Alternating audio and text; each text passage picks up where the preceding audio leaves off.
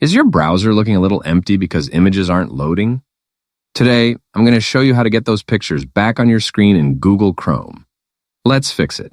First, let's open up Chrome and head over to the top right corner. Click on those 3 vertical dots to open your menu, and then slide down and click on Settings. Once the Settings page opens, take a look at the sidebar on the left. You're looking for Privacy and Security.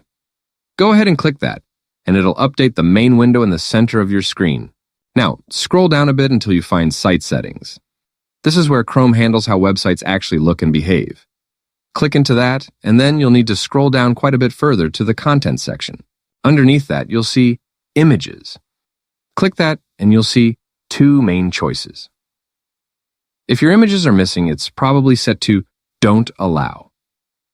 To fix it, just select the top bubble that says Sites can show images. Once you click that, the change happens instantly. No need to hit a save button. And that should do it. Your favorite websites should be looking normal again. If this saved your browsing experience, I'd love it if you'd hit that like button and subscribe for more quick fixes.